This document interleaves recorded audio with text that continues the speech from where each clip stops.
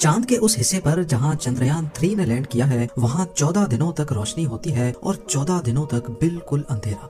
तो फिर इन 14 दिनों तक चंद्रयान 3 अर्थ पर मौजूद इसरो की टीम से कैसे कांटेक्ट कर पाएगा। इंडिया चांद पर सॉफ्ट लैंडिंग करने वाला चौथा मुल्क तो बन गया है, लेकिन यहाँ के साउथ पोल पर आज से पहले कोई और कंट्री अपना स्पेसक्राफ्ट क्यों लैंड नहीं कर पाई। और अपोलो 11 को चांद तक पहुंचने में सिर्फ 3 दिन, जबकि चंद्रयान 3 को 40 दिन क्यों लग गए। नाजरीन, 23 अगस्त 2023 को चंद्रयान 3 की चांद के साउथ पोल पर कामयाब लैंडिंग ने बेशुमार सवालात को जन्म दिया है। 1959 में जब सोवियत यूनियन के लूना 2 स्पेसक्राफ्ट ने चांद पर पहली लैंडिंग की, तो उसके बाद एक एक करके पावरफुल नेशंस का चांद पर जाने का सिलसिला शुरू हो गया। अभी तक टोटल 12 कंट्रीज की जानिब से 138 मून मिशंस लॉन्च किए जा चुके हैं। तो अब सवाल उठता है कि चंद्रयान 3 ने ऐसा क्या किया है जिसकी वजह से पूरी दुनिया में इंडिया की धूम मची हुई है। बेशक अभी तक 138 लूनर मिशंस हुए हैं, लेकिन इसरो ने असल में वो कारनामा अंजाम दिया है जिसको आज तक कोई भी नहीं कर पाया। पहली बात तो ये कि इंडिया वो पहली कंट्री है जिसने चांद के साउथ पोल पे कामयाब लैंडिंग की है। साउथ पोल यानी चांद का निचला हिस्सा बेशुमार क्रेटर्स, बड़े बड़े पत्थरों और खतरनाक खाइयों से भरा हुआ है। और क्योंकि यहाँ सूरज ज्यादातर सेट ही नहीं होता, इसी वजह से ये खाइयां और बड़े बड़े क्रेटर्स परमानेंट शेडोज बना देते हैं जहाँ बिल्कुल अंधेरा होता है। और जाहिर है जब लाइट ही नहीं होगी तो यहाँ लैंडिंग कितनी मुश्किल हो पाएगी। इसके अलावा चांद का एटमॉस्फेयर अर्थ की तरह थिक नहीं है। इसका मतलब है कि जिन एरियाज पर सनलाइट पड़ती है वहाँ टेम्परेचर 120 डिग्री सेल्सियस तक पहुँच जाता है, और जहाँ लाइट नहीं पड़ती वहाँ -250 डिग्री सेल्सियस। साउथ पोल पे इन शेडोज में इतनी ठंड होने की वजह से ऐसा माना जाता है कि यहाँ पर वाटर आइस मौजूद है, जो कि साइंटिफिक एतबार से दिलचस्प तो है, लेकिन ये एक्सप्लोरेशन में काफी मुश्किलात भी खड़ी कर सकती है। और जो सबसे बड़ा मसला यहाँ फेस करना पड़ता है वो है कम्युनिकेशन। चांद को देखा जाए तो इसका साउथ पोल अर्थ से ज्यादा दूर भी है और इसका कर्वेचर अर्थ का व्यू भी ब्लॉक कर रहा है। यहाँ लैंडिंग के वक्त रेडियो सिग्नल लॉस्ट होने का खदशा भी रहता है। 7 सितंबर 2019 को चंद्रयान 2 का विक्रम लैंडर चांद के साउथ पोल पे लैंड करने के लिए ऑर्बिटर से अलग होता है। इसमें लगे थ्रस्टर्स का काम लैंडर की स्पीड को कम करना था। सब कुछ प्लान के हिसाब से चल रहा था, लेकिन चांद के सरफेस से सिर्फ 2100 मीटर्स के डिस्टेंस पर विक्रम लैंडर का अर्थ पर मौजूद इसरो की टीम से कांटेक्ट टूट गया। उसके बाद क्या हुआ ये किसी ने देखा तो नहीं, लेकिन एनालिसिस से ये इशारा मिलता है कि Vikram lander fine braking phase के दौरान अपने पाथ से हट गया था और ज्यादा स्पीड से चांद के सरफेस से जाकर टकरा गया। पर इस क्रैश का अभी तक कोई सबूत नहीं मिल सका। चंद्रयान 2 की क्रैश लैंडिंग के बाद 20 अगस्त 2023 को रशियन लूना 25 ने भी साउथ पोल पर लैंड करने की कोशिश की, लेकिन बदकिस्मती से उसका भी कांटेक्ट टूट गया, जिसके बाद उसको क्रैश डिक्लेयर कर दिया गया। तो अब सवाल उठता है कि साउथ पोल अगर स्पेस क्राफ्ट लैंडिंग के लिए इतना डिफिकल्ट है तो फिर यहाँ जाने की जरूरत ही क्या है। इसका सीधा साधा जवाब है फ्यूचर स्पेस मिशंस के लिए अपनी मुश्किलें आसान करना। किसी भी स्पेस मिशन के लिए रॉकेट को अर्थ की ग्रेविटी से निकालना एक बहुत बड़ा मसला होता है। एक रॉकेट के साथ बूस्टर्स लगते हैं जो कि एक्स्ट्रा लिफ्ट प्रोड्यूस करते हैं। इस पूरे प्रोसेस में हद से ज्यादा फ्यूल इस्तेमाल होता है। रॉकेट को लिफ्ट करने के लिए हैरत अंगेज तौर पे 5000 kg फ्यूल सिर्फ 1 सेकंड में जलता है। तो अब आप अंदाजा लगा लें कि जब तक रॉकेट स्पेस तक नहीं पहुंच जाता ये कितना ज्यादा फ्यूल बर्न करता होगा। इन्हीं मुश्किलात को आसान बनाने के लिए साइंसदानों के पास एक सॉल्यूशन है कि क्यों ना चांद पर ही एक बेस बनाई जाए। क्योंकि चांद पर ग्रेविटी बहुत कम है, इसी वजह से अगर वहां से स्पेस मिशन पे जाना होगा तो कम से कम फ्यूल में ये काम हो सकता है। पर मसला ये है कि कम फ्यूल ही सही, पर चांद पर फ्यूल आएगा कहां से, या फिर अगर कोई बेस होगी तो उसकी रिक्वायरमेंट्स पूरी कैसे की जाएंगी। जैसा कि आपने जाना कि चांद के साउथ पोल पर वाटर आइस के होने का खदशा जाहिर किया जा रहा है। अगर तो ऐसा है तो फिर पानी से ऑक्सीजन और हाइड्रोजन को अलग कर दिया जाएगा और ये दोनों गैसेस रॉकेट फ्यूल के तौर पे इस्तेमाल की जा सकेंगी। साथ साथ ये पानी लूनर बेस पे पीने के काम में भी लाया जा सकता है। इसके अलावा लूनर साउथ पोल के बारे में ख्याल है कि यहाँ पर हीलियम 3 भी मौजूद हो सकता है। ये आइसोटोप न्यूक्लियर रिएक्टर के लिए बहुत ज्यादा जरूरी होता है। अगर तो यहाँ पर हीलियम 3 के रिसोर्सेज मिल गए तो ये चांद पर न्यूक्लियर रिएक्टर के जरिए एनर्जी बनाने में भी इस्तेमाल हो सकता है। और अगर इसकी क्वांटिटी ज्यादा हुई तो इसको वापस अर्थ पर भी लाया जा सकता है, क्योंकि कुदरती तौर पे अर्थ पर हीलियम 3 बहुत रेयर है।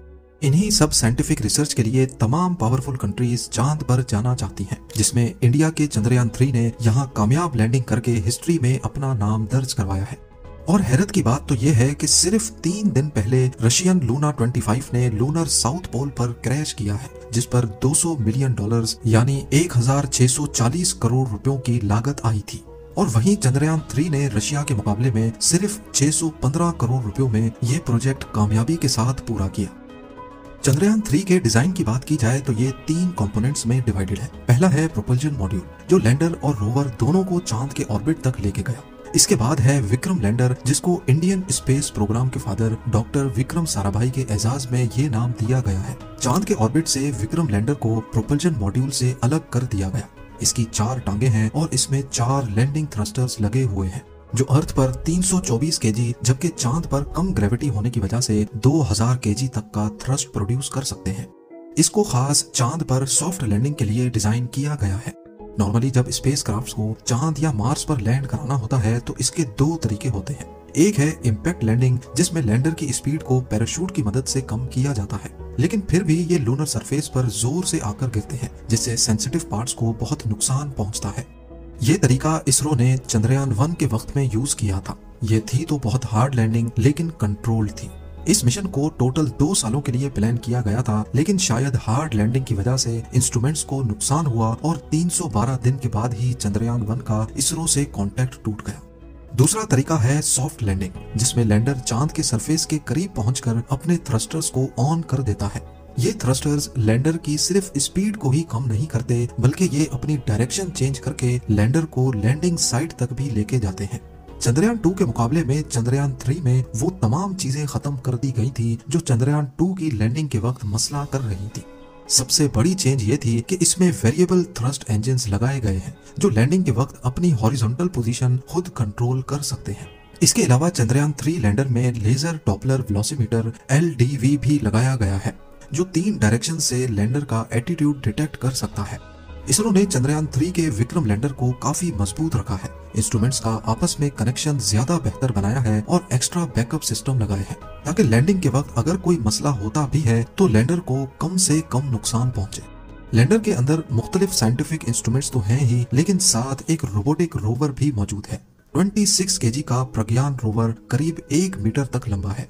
ये चांद की मुख्तलिफ लोकेशंस पर जाकर ऑन साइट एक्सपेरिमेंट्स करेगा। जो सैंपल्स वो खुद टेस्ट नहीं कर पाएगा, उसको वो विक्रम लैंडर तक लेके आ पाएगा। अगर ये तमाम रिसर्च बिल्कुल ठीक अंदाज में हो गई तो इंडिया साउथ पोल में लैंड करने के साथ साथ यहाँ रिसर्च करने वाला पहला देश भी कहलाया जाएगा। लॉन्च की बात की जाए तो चंद्रयान 3 को LVM-3M4 रॉकेट के जरिए 14 जुलाई 2023 वाले दिन सतीश धावन स्पेस सेंटर से लिफ्ट किया गया था।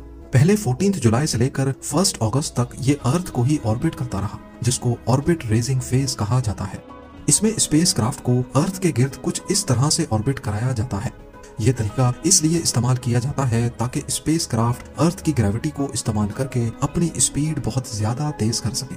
1 अगस्त को इसकी स्पीड अर्थ के ऑर्बिट से निकलने के लिए काफी हो चुकी थी। इसी मौके पर इसरो ने इसकी डायरेक्शन चांद की तरफ कर दी। इस एनिमेशन में ब्लू डॉट अर्थ है, पर्पल लाइंस चंद्रयान 3 का ऑर्बिट और ग्रीन लाइंस चांद का ऑर्बिट है। इसी तरह चांद के गिर्द भी इसका ऑर्बिट कुछ इस तरह का था। पहले दिन इसने चांद के गिर्द एक बहुत बड़ा ऑर्बिट किया, फिर एक दिन करके ये चांद के गिर्द और करीब आता गया। 17 अगस्त को विक्रम लैंडर प्रोपल्जन मॉड्यूल से अलग होकर चांद के और करीब आ गया और फिर 23 अगस्त को जब ये फासला सिर्फ 30 किलोमीटर रह गया तो थ्रस्टर्स ऑन करके ब्रेकिंग सिस्टम एक्टिवेट कर दिया गया। जब आखिर के सिर्फ 150 मीटर रह गए तो विक्रम लैंडर को 30 सेकंड्स के लिए होवर करवाया गया ताकि कोई परफेक्ट लैंडिंग स्पॉट ढूंढकर वहां लैंड करवाया जा सके।